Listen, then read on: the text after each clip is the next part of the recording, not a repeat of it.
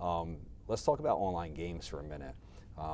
That has also been a boom, just like social media and wanting to get likes and have friends and followers.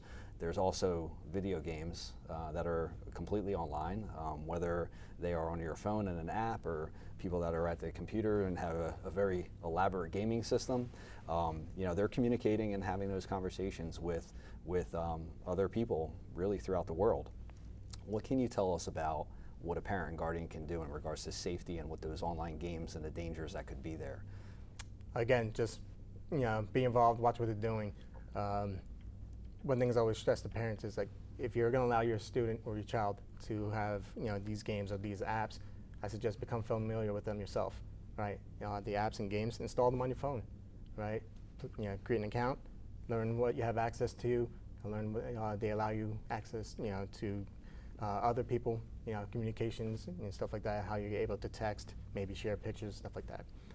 As far as like gaming, like you said, gaming is big, especially with the younger kids. In middle school and younger, they like their Roblox, their Minecraft, right? Maybe some Call of Duty, Apex Legends.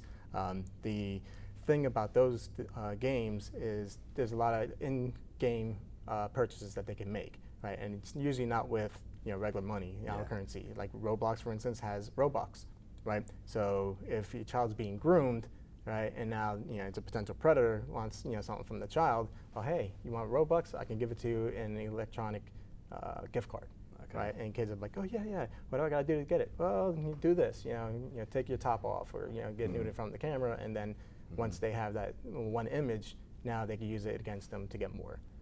So just be involved, constantly monitor what they're doing online, especially with these games.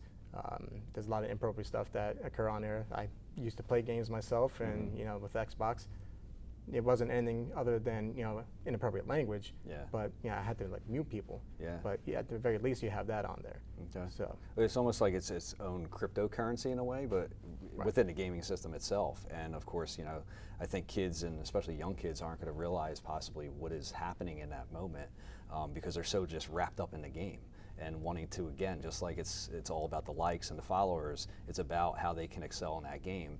And they can get caught up in it before they know it. They've got themselves in a situation with a potential predator that could lead to a lot of problems down the road. So it's dangerous. If you're interested in reading books, right, and will you go to Target to find the book that you're looking for, or you're going to go to Barnes and Nobles, right, to say what are your chances of finding the book? Which one, right? It's going to be Barnes and Nobles. Same is true with predators. They put themselves wherever children are. They know, especially young kids, like playing their games. So now they're going to be playing the games. And so just be careful. I mentioned earlier Roblox. Buddy mine, he's on on our task force in one of the counties. And his son was being groomed on Roblox. Roblox, we get a lot of tips on those as well. And I've heard from parents, some adult was talking to my child on there when I do these presentations. So it's a lot of predators everywhere, but there are some on Roblox as well. So just be involved, monitor what they're doing, ask them, keep this line of communications open, and say, hey, has anyone ever reached out to you and asked you anything inappropriately?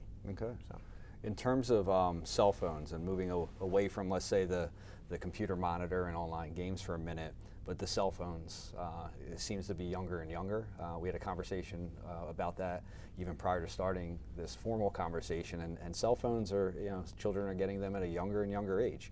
But as a parent or guardian, how can they have those conversations with their children that they're really going to, take it to heart, and that the child is really going to truly understand the dangers of the cell phone as well as the advantages that it has, of course, with a parent guardian?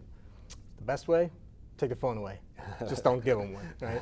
We know that's not feasible in this day and age, right? You want to have track of all your kids, where they are. You can put the tracking devices on there or the apps or whatever.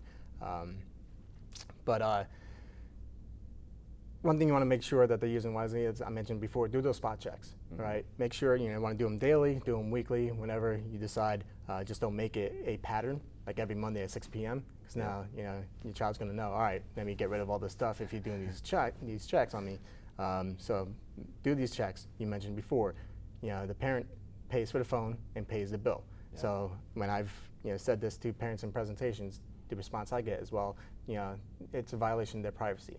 I'm like, they don't have a right to privacy. Yeah. They live under your household, they're a juvenile, and you're paying the bills, Yeah. right? The phone is paid by you, it's in your name. So they don't have any right to privacy. So check those phones, right? I understand the conflict and arguments it may create in the household, so there's other options. Now you can install parental control software, right? There are apps out there, research which ones work best for you. There are ones that will track your kid wherever they are. They monitor certain apps, Snapchat, WhatsApp, Instagram. Say, hey, look, I'm going to install this on the phone, right? I'm going to trust you, and I'm not going to constantly check your phone. But if you do anything inappropriate, these apps or the software is going to alert me to it, and then we're going to have a discussion about it. So that's ways they can make sure that the kids are using their devices wisely. Okay, all right.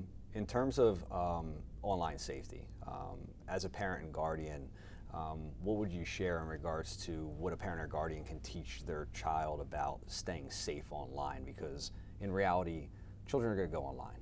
Here at school, we have certain softwares that, of course, monitor, do the same thing. That if somebody does something or tries to search something inappropriate, of course, we are notified, and then we can address it from the school ends. But we know the minute they step outside of here, whether through their own browsers on their phone, at home, obviously there may not be that software to monitor exactly what they're doing and where they're going. But what can a parent guardian do to again, really make sure that their children are safe? Just your typical, don't share your address, don't share your phone numbers. Mm-hmm. Kids these days really don't know their social security number, but if they do, don't share that stuff, right? Mm-hmm. That's all common sense stuff not to share. However, if you are a parent that's saying, you're very smart, say, look, you're teaching your kid not to share any personal information, don't tell them where you live. Maybe you could say in New Jersey, whatever, it's someone you never met online, offline, it's just someone you're communicating with online.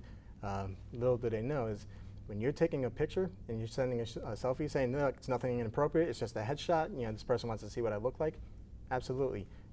They potentially could be sharing their location, because every time you take a picture on your cell phone, or using the cell phone camera through WhatsApp, Snapchat, Instagram, and taking selfies that way, there's information that's being stored every time you take the picture. It's called metadata or EXIF data, right? Included in that data is GPS coordinates. That's if the location settings are turned on the phone, right? Which most likely they are, because parents have apps on there that they need it on so they can track where their child is. So they're potentially sharing their location with a predator online, by taking a headshot, say, yeah, this is what I look like. And if that predator has the software that's able to retrieve that data off there, mm-hmm. then they can plug in the GPS coordinates into Google Map, and that little red indicator will show if it's at the house. It's going to show right over the house, and they can go street view, and now they can see your home address. They know exactly where your child lives. If it's here at school, same thing.